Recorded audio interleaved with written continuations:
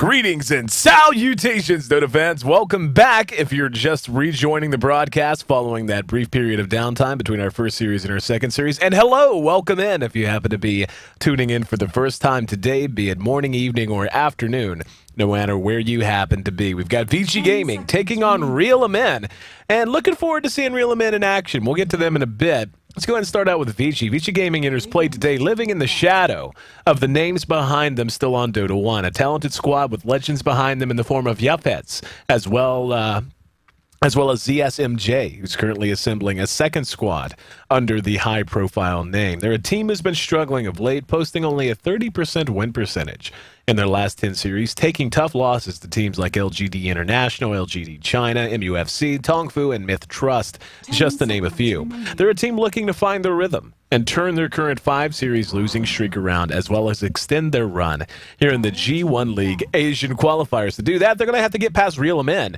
And I'm going to be straight with you. I don't know anything about them. Don't know a damn thing about RILIMIN other than they are Australian, and that in and of itself is enough to have built some hype around this squad. You know, absolute legends for the longest time, a name associated with Australian Dota. But since their rebirth, I should say, and the remaking of that brand really just hasn't been a team that the Aussies can call their own, and RILIMIN is going to look to make that name for themselves here today. So, looking at the bans out already, we've got Bad Rider and Nyx, probably the two most common bans, especially on the dire side, not willing to give either of those heroes away in a first pick.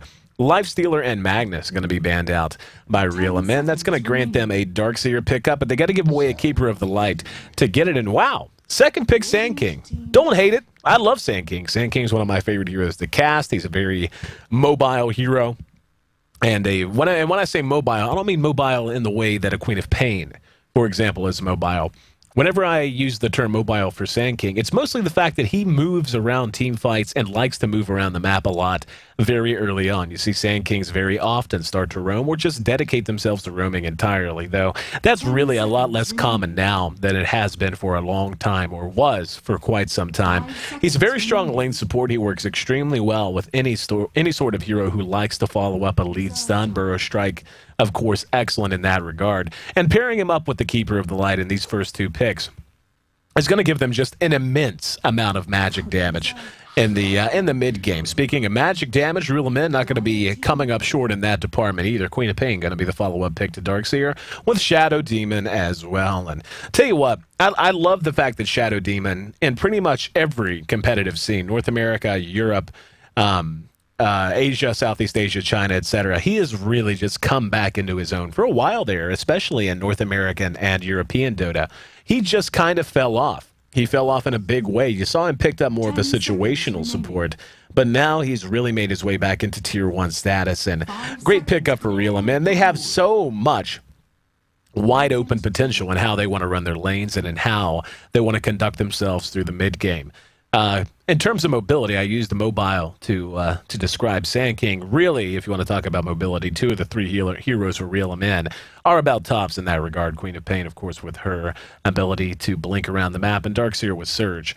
And both of those heroes make it really hard to feel stable at all in the early game if they get a good start. And that's kind of what makes both of those heroes so very strong and highly valued, is their skill set almost always guarantees they're going to have at least a decent start, if not a great one. Darkseer, for the longest time known as a consistent offlaner, has been seeing a lot more mid-play lately, but with the Queen of Pain already picked up, can't imagine that'll be his role. And one of the cool things about Darkseer is he can actually effectively jungle. And when I say effectively, I don't mean he can duck out and go do okay. He's really solid in the jungle when handled by a competent player who can clear out the easy and medium camps while stacking the hard. Then once he has a couple of levels in Ion Shell, you just Ion Shell one of the hard creeps and boom, basically free gold.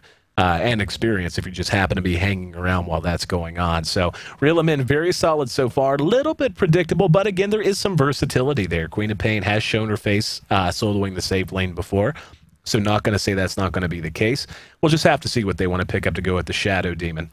On the side of Vici Gaming, I would say it's about as stable as it gets. They've already guaranteed themselves a decent amount of magic damage throughout all phases of the game. I mean, even in the late game phases, 1 Illuminate plus an Epicenter, that's a lot of damage. That's enough to melt any support continent, even if they have something like a pipe or some sort of magic resistance boosting item other than a BKB. The Lone Druid, of course, gives them plenty of mid-game and late-game potential. The mid-game push a Lone Druid can bring to bear. We got a really good look at that in our first series of the day with LGD International taking on the Illusion International. Very quick Maelstrom on a Lone Druid can just make it so hard to keep any tower standing just because of how effectively he can siege a tower from range, just using the bear and demolish to bring down any tower and force a team to engage out away from their tower, which is never what you want to be doing if you're in a defensive position and the other team has already set up a siege line against you.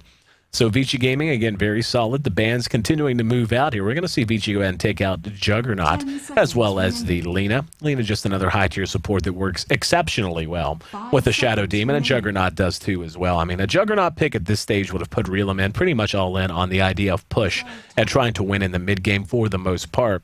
But, and when I say win in the mid-game, I don't mean looking for a 20-minute GG. I just mean get the work done. That is more or less going to be the turning point and give them a late-game win if it did go that long. But a Juggernaut being able to get the jump on somebody with Shadow Demon disrupting in front plus Soul Catcher is just absolutely devastating. Lina and Leshrac, of course, the follow-up stuns and Light Strike Array and Split Earth, just not something you ever want to deal with. And it gives you a lot of aggressive potential when you have a Shadow Demon paired with one of those two heroes. So Vici not wanting any part of that. Back to RILIMIN. Looks like they had their mind first and foremost just on heroes that were going to worry them in the late game. The Phantom Lancer and the Weaver. Weaver brings a lot of lane versatility as well. He can run basically he can run almost anywhere but in the jungle. Phantom Lancer, we all know Phantom Lancer. He's annoying, he gets a lot of farm, and then he kills everyone on the map because there's 85,000 of them. And if he builds a Radiance, all of them are doing damage to you. But the Clockwork, a ban out from RILIMIN, just wanting to make sure that they're not going to have any teamfight advantage, at least no teamfight advantage that has that kind of reach that a Clockwork can bring to bear, not to mention how difficult he is to deal with. And I'll tell you why else I like that. When you look at their front three, Darkseer, Queen of Pain, and Shadow Demon, those three heroes extremely dependent on their mana pool early on, and that's really where cogs can be absolutely devastating. If you have a hero like a Darkseer who's hooked upon, that just really negates a lot of his advantage. And the fact that he gets hooked upon, you know, if you manage to get a few more with the cogs, all of a sudden those mana pools on Shadow Demon and Queen of Pain were extremely mana dependent at that stage before they get up the items, which are going to boost their basic stats and get that mana pool feeling a little bit more comfortable. There's just so many ways that can confound any kind of a team fight or initiation plan that you happen to have. Speaking of initiation plan, pretty good one coming out from the twin-headed dragon in Jakiro. Jakiro, a hero who has seen his popularity wax and wane, still an extremely strong lane support, works extremely well with Shadow Demon for the exact same reasons that Alina and Leshrac does. He has a stun with a bit of a wind-up, and having that little bit of time to time it up absolutely perfectly off of the disruption makes it particularly deadly. They're still looking for a true farming hero, so that'll be their next pickup. Looking at Vici Gaming, they've added Shadow Fiend to their lineup. And Shadow Fiend's an interesting pick here, because what they might end up doing is solo safe laning the Druid or the Shadow Fiend. Well, now that I think about it, Keeper of the Light is not the most spectacular offensive tri-lane in history. But what they can do, depending on who they anticipate in mid, I mean, a Lone Druid can go toe-to-toe with the Queen of Pain and do okay in that situation. He'll, of course, take some damage and some harassment, but the Bear is enough, especially with him resting up on the high side of the steps, to guarantee, all right, we're going to see a Silencer. So that's a lot of fun. Trying to anticipate the lanes, I sniff out an offensive tri-lane here, and then they're going to solo safe either the Shadow Fiend or the Lone Druid. And, of course, have the other go mid. Either one will work. That's just my inclination looking at it, especially with that Silencer pickup. They could very easily just safe lane either the Druid or the Shadow Fiend as well. So plenty of options open to them. It's really going to be just about how confident they feel against the tri-lane of Shadow Demon, Jakiro, and Gyrocopter. And that is actually really, really dangerous. That is not a tri-lane that I would feel comfortable, or I think most people would say they feel extremely comfortable trying to offensively tri-lane against. They've got plenty of range, Jakiro with Ice Path and Dual Breath even. to follow up on Shadow Demon's Disruption and Soul Catcher. Buys plenty of time for the Gyrocopter to close the distance to isolate himself with 1 or 2 heroes and get the absolute max damage out of Rocket Barrage. And Rocket Barrage is just one of the most, if not the most, single devastating ability that is not an ultimate in the early game phase. 690 damage on a single target if it's maxed out. And that's magic damage, so it can be and will be mitigated by magic resistance. But it's still just so much to have to worry about, especially if you're a squishy little support, especially if you're a silencer or you're a keeper of the light who's going to be splitting experience if they do wind up in the tri-lane. And neither of those heroes have any escape mechanism to speak of, at least until level 6. At level 6, Blinding Light, I guess you can kind of sort of say helps. But neither of those heroes really have the chance to do it, to get away if they are caught out with that triumvirate. So we'll see what they want to do. In the meantime, while the game is paused, just want to remind you guys that there's a fantastic website you can check out right here and right now that'll give you not only access to a hub for all of the casters, but it'll also give you access to a lot of cool articles, write-ups, and just general coverage for G1. That's G1.2p.com. Again, G1.2p.com. You'll have your handy-dandy little casting hub with links to my stream, to that of Beyond the Summit, and of course to Vlad, our Russian casting hero. And I'll tell you what, man, Vlad really is my hero. Met him at the International too, and the guy casted every game, every day, because he was the only Russian-speaking caster who actually had his visa and passport in order. And the guy was just a freaking machine, man. I don't know how he did it. I really don't.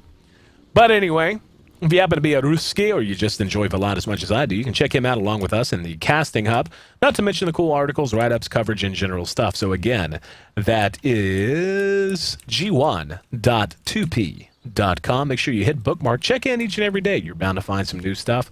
And just start your day by logging in, seeing when the next G1 broadcast will be, and following your favorite stream. All right, looks like we're underway, VG. Setting up shop. Right on the overlook, right on the dire side terrace, right next to the Ancients. And it doesn't look like they're going to get an opportunity to do much of anything. Going to go ahead and take this opportunity to run through our lineup, see who's playing who. Starting with RILIMIN, we're going to have VDK handling our Jakiro. Queen of Pain going to be played by Yumu Konpaku. Gyrocopter will be handled by Kux. Darkseer will be played by T-Duck, and Shadow Demon handled by Lippy. On the other side of the river, we've got CXZ handling our Shadow Fiend. He is setting up shop solo in the safe lane, at least for the moment. We're going to have FY playing on our Keeper of the Light. Lone Druid will be handled by Santiago. Fenrir will be playing on our Sand King, who has found himself a fortuitous Invis rune. And Silencer will be handled by XT.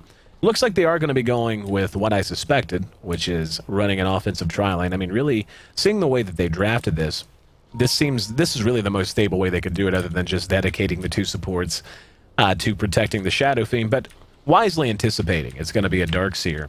And Shadow Fiend's going to struggle a little bit, but once he gets a few stacks in the Necromastery, gets his base damage up, courtesy of Necromastery, he's not going to be struggling too much. In contrast, I feel like this tri-lane has the potential to turn against Vici very quickly if they are not very, very careful. They have plenty of ways to do damage, and right there's one of them. And the Illuminate's going to be there immediately. Disruption, though, very clutch from Lippy. And looks like we have a disconnect. Very unfortunate timing here. But very well played by Lippy. Just one of the things that makes Shadow Demon Shadow Demon. I spent a lot of time talking about the fact that he's going to set up all of the ability chain that could lead to a lot of early kills by using Disruption and following it up with Jakiro's Ice Path, and of course allowing the Gyrocopter to close the distance. But against this lineup in particular, the Illuminate is something that is going to be stopped and warded off by this Disruption. So, just very good play out of Lippy. And this is going to be a little chancy right now for him. They are just going to pull back, it looks like. Silencer's there. Last word has already been cast, so the damage has already been done. But he should be able to make it back to safety, I would suspect. Here in mid, it will be Queen of Pain against the Lone Druid, as anticipated. And again, this is a matchup where he should do plenty fine. I mean, it's not going to be the most comfortable laning phase in the world, and he's going to have to be real careful, make sure his vision is always in order, in case any heroes go missing. because, of course, before level 6 and even after level 6, it doesn't really have an escape mechanism other than just being a druid, having some extra movement speed, having the bear that he can rely on for a root to hopefully bail him out of trouble, and just how innately tanky the hero is in general. But looks like we are about ready to resume. Don't think that was a tactical pause, by the way. Would not accuse them of that. But anyway, this tri-lane, whoever gets the first kill, if there is indeed a kill, is going to be very important. Gyrocopter, a hero that has really just seen his popularity rise and rise. And it's been a while since I've seen him go quite this deep into the draft before being selected, just because of how much he brings to a team composition at pretty much every stage of the game. Already talked about the damage that Rocket Barrage is going to do, but it's easy to overlook Flak Cannon. Early on, just using Flak Cannon to harass out 3 heroes like this, or however many you're up against, can be devastating. And we can see he's actually got his first point into that. We'll see if he's going to max it, or if he's going to go Flak Cannon +2 in the Rocket Barrage, which is fairly typical as well. And Jakiro going to have to bring his way on over eventually. For the moment, kind of hanging back. But Gyro having not the easiest time getting farm. We can already see he's at 1. Silencer's actually 3 for 3, so he's in quite good shape, at least for the moment. Taking a look at the top lane, we're going to have Shadow Fiend against the Darkseer. Yeah, Darkseer just doing the what a Darkseer does. Creep pulling and all that, just abusing the lane and the fact that he is so mobile, and the strength of Ion Shell at this stage. And this is one thing that Vici is going to be able to do very confidently. Hang on, they're going to have a disruption. There's a Burrow Strike, follow-up Ice Path. Can they get one on the board? There's the Rocket Barrage, but the damage is all split up. He's got to be real careful. Illuminate's going to miss. The Sand King's in trouble, though. He's got a Sandstorm if he needs it. He's right by a Sentry Ward. He's going to make it down and be caught out. Double damage is there. Buys himself a little time by tapping it. The little bug limping his way back to safety with 1 melee creep behind him. So they managed to dodge the bullet. And was going to say they can do that efficiently so long as they don't overcommit. They got a little bit too far out, and Lippy was there with a good disruption to start that fight.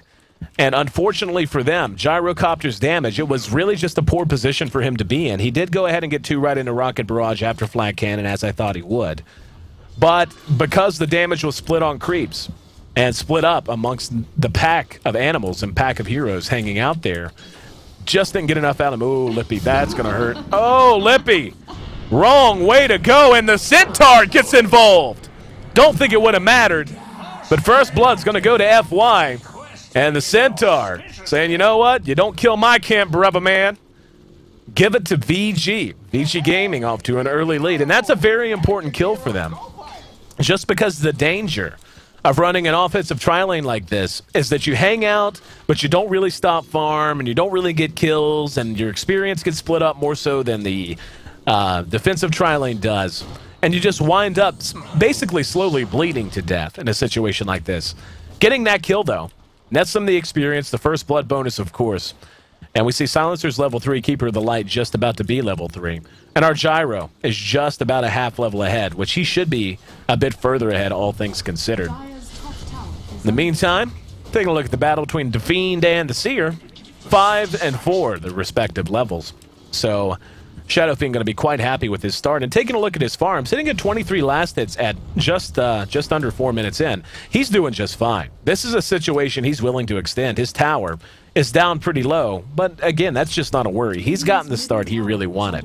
Gyrocopter, on the other hand, has struggled, sitting at just 10 last hits right now. And taking a look at Santiago, sitting at 6 last hits to the 14 of Queen of Pain. He's actually not doing quite as well as I would have thought he would, and taking a bit of harassment damage there now. And looks like we have potential for action down in the Radiant side jungle now.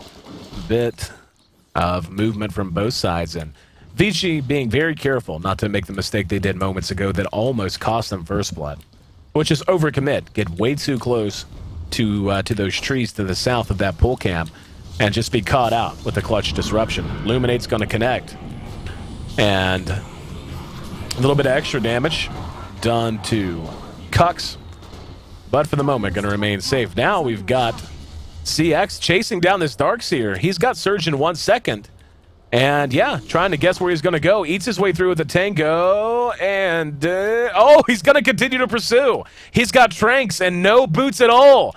Oh, greedy Darkseer.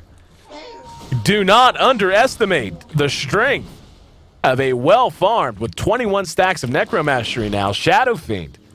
That is just a brain fart mistake right there. That's the kind of thing you can't allow to happen. If you see him get Tranquil Boots, hang on. Now we're going to have Cuck's Dove. There's a Disruption, follow-up Ice Path. He's going to come out into it, doing damage with Rocket Barrage. Most of that damage went off, and he actually manages to survive. Lippy right now. Oh, good dodge out of the Gyrocopter. He's laid off a homing missile as well. That's going to chase down FY. Lippy giving pursuit. XT at about half health. There we go. It connects. There's the Ice Path from way downtown. Caught him at max range, but no way to really follow it up confidently. We saw right there, though, just how much damage Rocket Barrage can do in a situation when he's isolated and the damage is maxed on one target. And they manage to get themselves on the board finally. This guy right here is my early game MVP already. Lippy has been clutch as hell with his disruptions. He has saved his buddies and started a lot of fights. And T-Duck needs to get him 100 gold and needs to do it quick.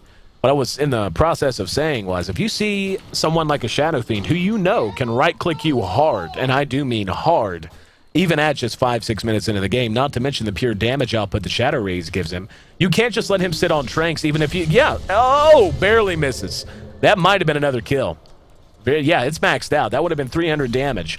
And his life, yeah, that would have been very close to another kill, if not another kill. But it's very easy to underestimate it. Now we're going to have a TP reaction as they try to dive the Shadow Fiend. Here's FY. Going to give pursuit to the Queen of Pain. She's level 7, has Sonic Wave if she wants to use it. Heard a vacuum. Not sure where it was, but she is going to go ahead and make her way back to middle lane. 7 minutes in, we've got 3 kills on the board, and maybe a little action here on bottom. Lippy comes out, gets another disruption out, and there we go. There's the follow-up, but the clutch reaction out of Fenrir allows him to get away. And Real trying to make something happen for them. Fenrir just too quick on the trigger, though. Really don't know that he could have been any better with it. Got out just in time. Used the Sandstorm and the Fade time. I guess you could say the anti-Fade time. The fact that it takes time for him to fade back into vision, using that to keep himself alive. Down on bottom. Looks like Real's going to rattle their Saber. They want to try and put some pressure on this tower, and can't blame them. Gyro sitting near the bottom of the CS right now. He's got 15 last hits. Compare that to the 50 already for Shadow Fiend. And that's up against the Darkseer. He's got his Tranquil Boots, his Ring of Aquila, and 1,500 gold in the bank. And now the question becomes how he wants to build. One of the more standard builds is outside of BKB, or outside of BKB first, I should say, is to go either Drums or Yasha, then a BKB. Either one can help shore you up one way or the other. But yeah, I mean, he's already hitting for 147 damage. 147 damage at 8.5 minutes into this game. This was just a good draft. I mean, and it was easy to see what they were going to do. I mean, if a noob like me can call it out during the draft, I mean, it's not exactly hard to anticipate. But they've made it work, and they just have not given nearly enough attention to this Shadow Fiend. And this is one of those decisions that is going to come back and bite them hard if they don't make up for it real soon. And for now, though, playing very aggressive. They've got the Keeper of the Light hanging back. He is going to go ahead and try to land and illuminate, and will connect. Already hitting so hard.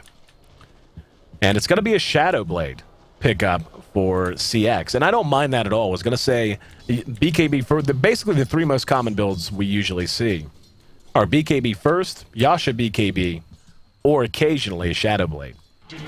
And you can look at Shadow Blade one of 2 ways. I mean, it's a common misconception is that a Shadow Blade is built predominantly for escape, for the ability to move around invis, and that's part of it. I mean, that helps, but it's more about damage. I mean, the attack damage and attack speed is nothing to shake a stick at. It is a substantial investment, but the bonus damage is what you really want. You want to use that, especially as a Shadow Fiend, to get into position. Hang on. There's a disruption follow-up. Ice Path. Fenrir is in trouble. Call down will connect. They will be able to clean him up. So far, the mistakes I'm seeing out of VG are mostly coming out of this tri-lane. And they're just getting way too cocky. They're playing way too far forward. But all in all, a very tight game of Dota. 10 minutes in, just rolled past 10 minutes, and we have 4 kills on the board. The early game going the way of VG, and that's owed in very large part to this guy right here and his absolutely phenomenal farm. A Darkseer in a situation like this should, at least for the first few minutes, be able to have his way. And for the largest part, he did. But the farm and the fact that this tower still stands. Now, granted, this tower is not long for the world. Just 200 or so hit points on it. But the fact that he's got the tower up, he's continued to farm, he's already got most of his Shadow Blade done. And yeah, T-Duck might be in some trouble here. He better just TP home, and he will. He's just about got his mech up. So he hasn't had a bad game either, don't get me wrong. Dying certainly sucks, and you don't want to give a Shadow Fiend any more leeway than he's already going to have with his farm. But keeps himself intact, and now just about 600 gold from completing his mech. A very important item if they do want a team fight early, which they should really, given their lineup. This is not a lineup that should want to particularly go very late. Darkseer is great, Shadow Demon is great. All their heroes are fine in the late game. But they're not Lone Druid, they're not Shadow Fiend. They are not heroes who literally, if given enough time and enough farm, will be able to 2- and 3-shot your supports. And here we go, Lippy again catches XT. Here's the call down. Silence goes off, it's not going to matter. Illuminate does connect, but I'm really surprised that VG is letting them do this. I mean, the pure damage potential coming out of this tri-lane is there. Talked about it with the disruption leading off and leading to the ice path and the call down as well. And they're just kind of walking right into it. At this point, they need to do something else with those heroes. This is not a lane that is safe for them to challenge anymore. And especially given how relatively short the cooldowns are. Cooldown's almost back up again. San Diego's playing pretty balls out here. He's way far forward. He's about to be made to pay for it. Here comes the help. There's the scream. There's the disruption. Ice Path will be right on time. And he's down to half health. Sonic Wave is spin as well. Uses his... Actually, I thought I saw him use a wand, but he didn't. Queen of Pain will be traded out. And now, though, Lippy nuked down, and here comes the big boy. Swinging from the shoelaces. Level 10, Shadow Blade complete. And hitting for almost 200 damage. Almost 200 damage at 12.5 minutes into this game. And this is a situation they just allowed to happen to them. A Darkseer versus a Shadow Fiend. That's again, it's no surprise. Shadow Fiend was not going to struggle that much there. He was going to get his last hits. It was going to suck for a while. But a couple of points at the Necromaster in, by the time he has a dozen or so stacks, his damage is more than sufficient to scare off a Darkseer from trying to harass him or trying to get in his face. Not to mention, you can't really push him well with an Ion Shell when he has Shadow Rays to nuke down the waves. And now just continuing to add to that farm. I mean, this is just absurd. He's gonna eclipse 100 last hits at 15 minutes. He's on par for 150 last hits if he keeps this up and begins to really start to flash farm in the jungle as well as in the lane. The tower did drop, by the way. Didn't make a big thing of it because, you know, I'm low-key like that. But the gold, definitely moving Vici's way. And a very impressive arc. Already 4,000 difference between the two. And back up, taking a look in mid. We can see Keeper has rotated his way over. How are you letting this happen? And they're going to have a fight. They're going to blow the silence. And that's actually just going to be him using that to escape. But how are you letting him do this? Finally, they're going to give him some attention. There's the dust and another TP coming out. This is what you need to abuse. The fact that he went... Oh, he blows the ult. Oh, no, he doesn't get the kill. A very cheeky maneuver. Was hoping that his ult, plus maybe the one auto attack he got off and the mini ult that detonates when he dies would be enough to make it 1-for-1. Not going to be the case. Now they're going to dive. They're diving right into an Illuminate, though. Not always the best plan in history. But for now, make it 5-4, and RILIMIN is making up some ground. This is what they need to do, and this kind of comes down to what I was talking about. I don't think their team composition is one that, when up against the composition that VG is fielding, this is not one that they want to try to go late with. They don't want to contend with a well-farmed Lone Druid, well-farmed Shadow Fiend, though. Shadow Fiend's pretty much well-farmed already. 1,500 gold in the bag, 98 last hits. And yeah, I mean, just really absurd. And I'm glad really am happy they gave some attention to him, because Just ignoring a Shadow Fiend and letting him flash farm like that is a good way to find yourself hung with a 25-minute loss. As is, they're looking to take themselves another tower. And they're going to get it. For free, here we go. Good. Burrow Strike catches two. Now, goes into the Sandstorm. They're going to try to pursue this out. Real. Oh, there's the root from the bear. Here comes Queen of Pain, though. Sonic Wave is not going to hit anyone but the bear. She comes in anyway. Sand King re-engages, and now he's going to be picked off. Can they get the Queen? San Diego still standing aloof. Oh, what a great disruption. Lippy, are you kidding me, brother? FY. Now going to get be the return kill. And they will get the Queen in the meantime. Oh, Lippy. Playing so well, but problems stirring elsewhere.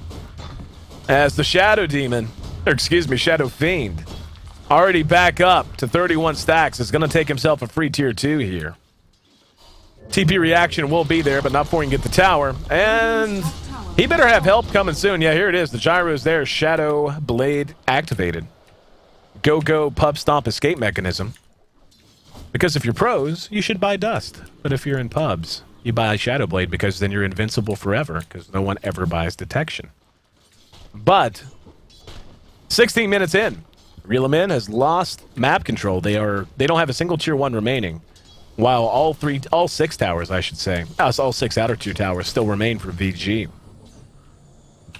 The gold tells a story about what you would expect.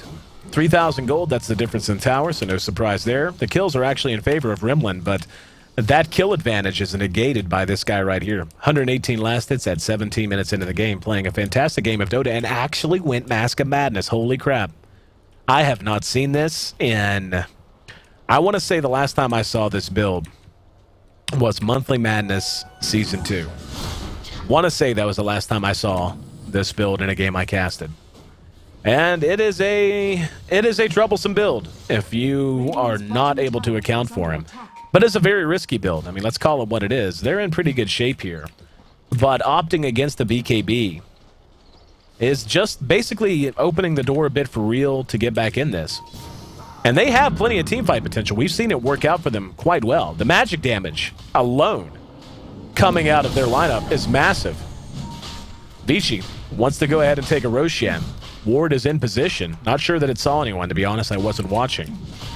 But the pure damage output, 200 damage coming out of CXZ. And now with an Aegis. This feels a lot like a timing attack is really the best way to put it. I used to cast StarCraft, if you're not familiar with me, and my background. And just the way they're executing this, the build itself is very specific in what it can do and what it's going to allow him to do in terms of damage output and what he can do in a team fight. And now, with the well-timed Aegis, they get it very quickly and freely. It's, I feel like that's really what they're going for. They're going to look to hit a timing here. And RILIMIN doing a decent job, all things considered. I mean, hell, they're still leading in kills. Make no mistake about it. But so far, unable to really capitalize. And something that has to be a going concern, given the way that this game has gone, is Silencer's ult has really not been put to any proficient use quite yet. And this tends to be a case even in a lot of pro games. Hang on, let's keep an eye. Is he going to go for it? Oh, no. There's the silence. Now he's gonna... Oh, if he had just finished the ult. He didn't finish the ult. The silence came out. Little bit of a communication error. If he finishes the ult and the silence comes out at the right time, she is dead, no doubt about it. And that would have been a big, big kill. For now, Real might want to push off of this. There's a vacuum, going to catch San Diego. He's brought back. There's a burrow strike from the low ground. Call down's going to come down, going to catch a bunch. Fenrir, 4 staffs, but it's not enough. Root on the gyro. And now, here comes Shadow Fiend. Lots of damage. He's got an ult if he wants it. Looking for a target, can't quite find one. They trade 1 for 1, Darkseer for Sand King. And now the TP's come out. Poor Lippy. He's got a TP, but the Bears got eyes on him. And CXZ, oh, 1. Up, there's a disruption. Curse of the Silent. Bear still giving pursuit. And last word is enough. We all know that feeling. That's what makes you hate Silencer, even though the hero is not nearly as OP as most people make him out to be. It is why people say he is, because man, is it annoying to die like that. Cucks has made up some ground in terms of farm. He is near the top of the board, but near the top of the board doesn't mean a whole lot when top of the board's almost doubling the next highest farm in the entire game. And that is this madman right here. This is the madman. Sitting on a Shadow Blade, an Aegis, and a Mask of Madness at just 23 minutes into this game, and that is a very unfortunate, oh, poor Cucks. This is going to be very unpleasant. He's got a BKB, though, but it doesn't matter when that happens. Peace out, brother. See you back in the well. Goes back to the well the hard way. And, yeah, this is just what he can do now. They're going to need to get a gem up soon just to account for that. I'm actually surprised they haven't invested in one quite yet. We'll see, though. In the meantime, trying to get some work done elsewhere. This Radiant jungle has been a major battleground, a major thoroughfare for both teams so far. VG, trailing in kills still yet, but looking to be in pretty sharp position. 7,500 gold, roughly their advantage. And Cursor, the Global Silence, off cooldown now for XT. And a little bit of counter warding going on. No surprise there.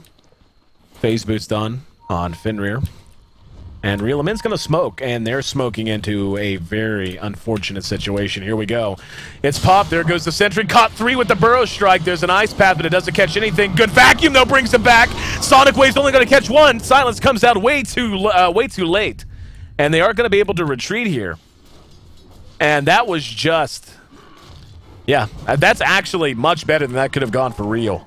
If VG were a few steps further forward, that could have been a full 5-man wipe. Silence came out, and I kind of was touching on that earlier, got a bit sidetracked, is even at the professional level, timing that silence to maximize effectiveness and not miss spells like Sonic Wave is actually a lot more difficult than it would seem. And even professional teams struggle with it quite a bit. And XT really didn't get anything out of it there. TP back up, that's T-Duck. Tower is going to drop, and oh, what a vacuum right into the Ice Path call down! Gonna connect on all 4. Fenrir's in the Sandstorm. But at this point, the lead of VG just beginning to show itself a bit too much. They're too far ahead in experience. Their gold has given them the extra items they need. The magic resistance is there. And yeah, whenever you have 210 damage output, plus an Aegis on a Shadow Fiend that has gone absolutely bonkers in the first 25 minutes of a game. And I said this. I said this to a team. That when you ignore a Shadow Fiend like this, when he's having such a great start in a great game, that's how you wind up with a 25-minute GG hung on you. And it's quickly reaching that point. It may be a little past 25, but given the lineup that Real-Men is fielding and the late game heavy hitters the VG happens to have at their disposal, they're just going to go ahead and rotate over. This is the last outer tier tower. And VG looking to put an exclamation point on this first game of this best of 3. Looks like they are going to go ahead and push. Very easy to do when you have a bear who is this well farmed. And here we go. Burrow strikes there. Oh, good disruption again. Real-Men has been there with those, but here's CXZ. BKBs aplenty. Damage from the ulti does next to nothing. The right click sure do, though. Macro Pyre, basically a funeral pyre at this point. T-Duck sent running for the well. And in the meantime, a buyback from Shakiro. Sonic Wave's going to connect. BKB up on Queen of Pain as well. There's an Ice Path to follow it up. They may get Fenrir. They will get Fenrir. So they managed to hold their tier 2 racks, at least for the moment. There's the Global Silence. They might re-engage here. I'm really surprised that they're actually just not going to re-engage. But CXZ, oh, that's a very fortuitous rune, and he may be able to catch real napping. Oh, Jakiro. Oh, you poor dragon. Here he comes, and just going to break off, actually. No, Lippy. There's a disruption. Follow-up Ice Path. No other follow-up, but sometimes you don't need one whenever the illusions are going to hit that damn hard at this stage of the game. Looks like they're not ready to abandon the siege quite yet, though. Still rattling their saber here in middle lane. Now finally gonna break off and head towards the jungle. The gold, yeah. They've got 1,000 gold lead for every kill they have. 15. 15,000, the experience at 10,000. And I really liked RILIMIN's draft. I really liked it a lot. But the execution just has... The movement has been a little questionable. And CXZ has just had this Shadow Fiend go crazy. He's going to have 200 last hits at 25 minutes into this game. 200 at 25. And he's been fighting a lot. He hasn't been free-farming. He has been moving around a lot, pushing towers, etc. But all in all, I mean, RILIMIN has played well. Lippy in particular. This guy right here has played his nuts off. He has played a fantastic game of Dota. And you can tell just a very experienced Shadow Demon player. The first time I've seen this pack of Aussies in action. And I see a lot of potential already. In all frankness, this game is likely fairly out of reach for them now. The late game potential of VG just basically guarantees that as good as awesome as Gyro is, he's going to have to outfarm 2 heroes. And he's going to have to outfarm one that is literally doubling his CS at 26 minutes into this game. VG looking to punish a very greedy Queen of Pain. Blink dagger done on the Sand King, and there we go. There's the curse, last word. She's going to blink. BKB is up. And going to continue to run. Bottling herself up as much as she can. Blinks into the woods and will be able to TP away. Forcing another usage of the BKB in and of itself, though. Basically a win. And poor Cox has just been eating those Illuminates in the face all damn day.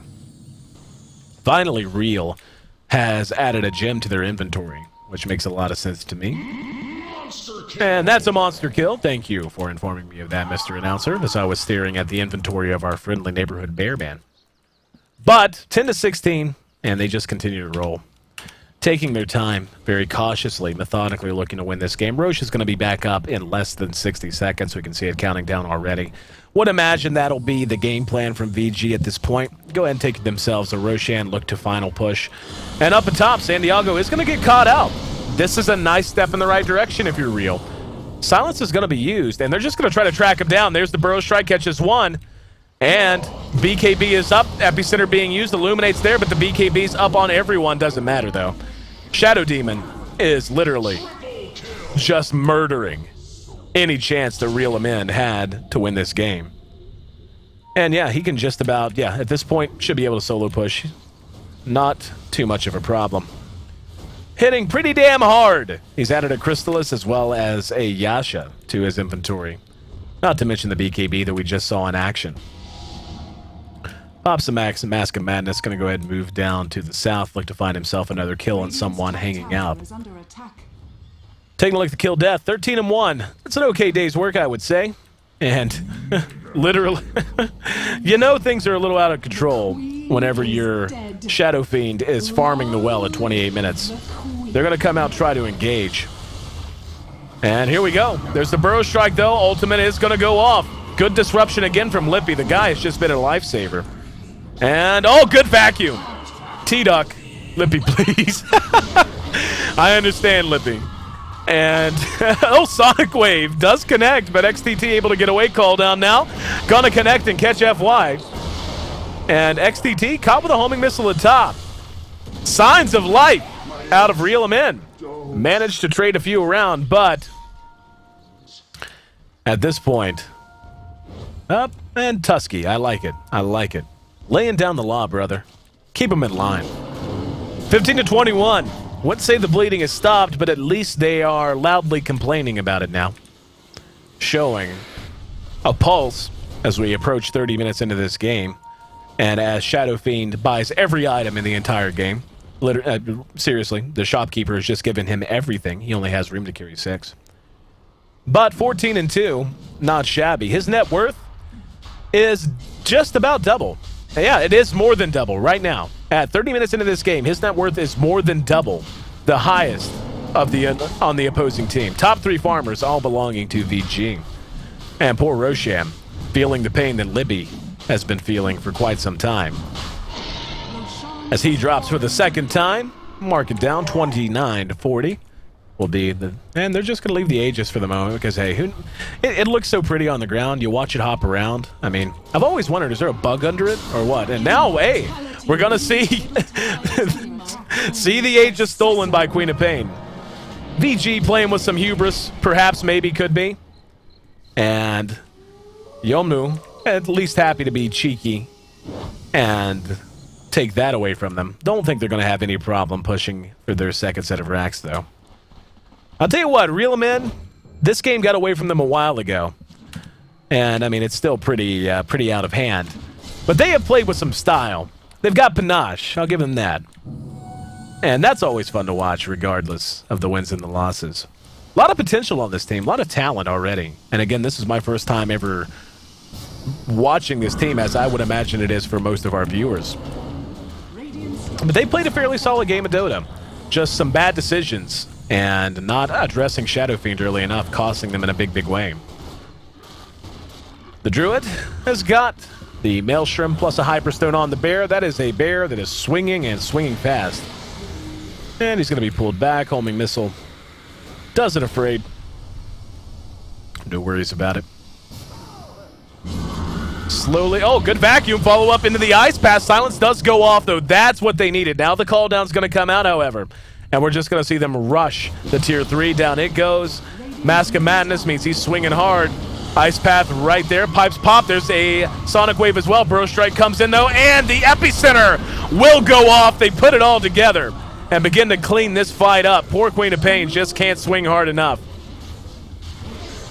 Ice Path, not going to catch much of anything. More or less delaying the inevitable now.